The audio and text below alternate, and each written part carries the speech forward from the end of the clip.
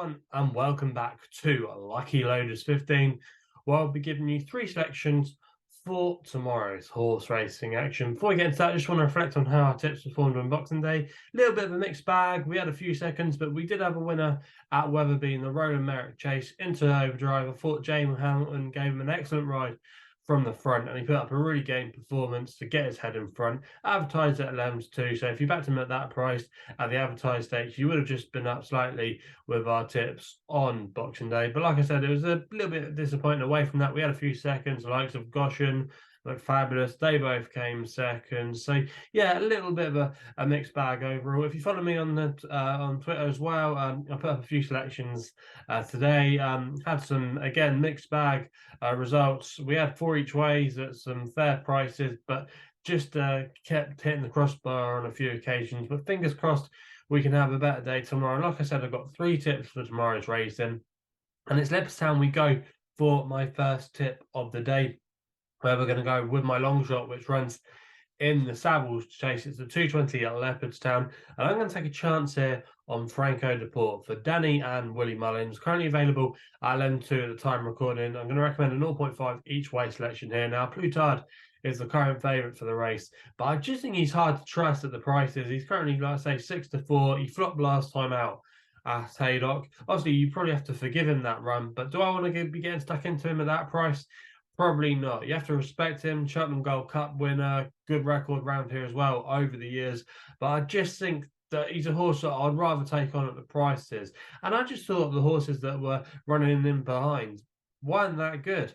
Conflated, you have to respect him on his win in the Irish Gold Cup last year. But again, I didn't think he was that good last time out. I think as well, Davy Russell now retiring and Jack Kennedy taking the reins.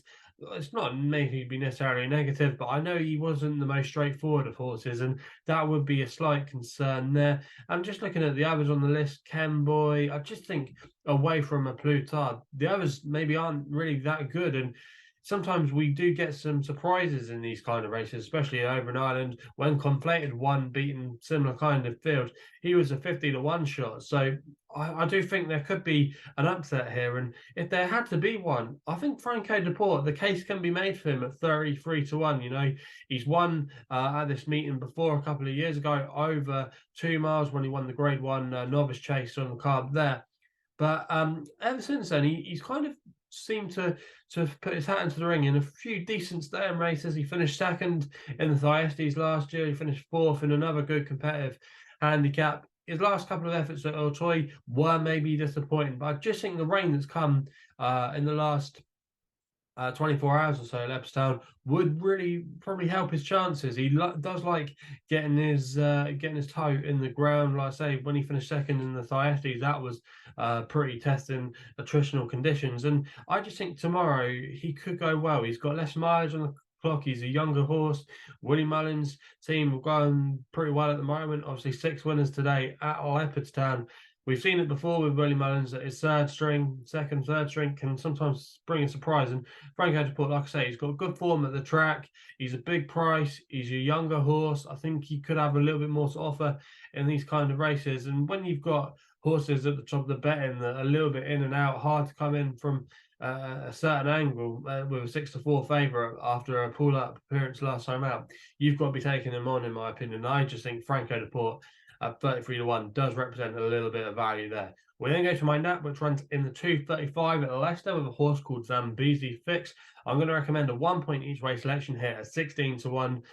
This horse, Zambezi Fix, does need to bounce back after a really disappointing effort last time out at Haydock when he was well beaten. But that was over 2.5 miles, and I just don't think he stays that far. I think dropping back in trip to 2 miles tomorrow will be a major positive for him, and he's now starting to become very well handicapped. He's actually now down to a mark of 1-2-1. Robert Williams claims £3 tomorrow, and I think on attritional ground over 2 miles, it could be his bag. He ran and blinded last year when he finished second behind Hydroplane in a decent race at Sandown. I just think stiff track, a stiff finish in testing ground is exactly what he wants.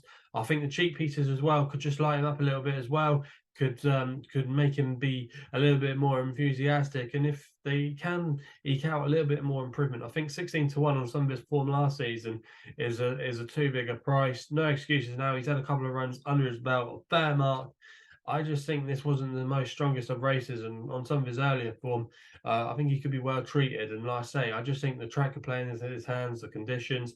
I quite like his chances tomorrow to be there or thereabouts. And I think, like I say, 16-1 is a bit of a big price. And I just think if Robert Williams can get him into a good position, keep at him, I just think he could be able to plug on and maybe spring a surprise at 16-1. So that's why he is going to be my nap of the day in the 235 at Leicester. We then go to the 555 at Newcastle for the all-weather action there. For my next best of the day, another big price selection here, Silverlode for Ben Robinson and Brian Ellison. Currently available 11-1, 5 places on offer SkyBet. I'm going to recommend a 0.5 each way selection here. Now, this horse is dropping back in trip to 6 furlongs.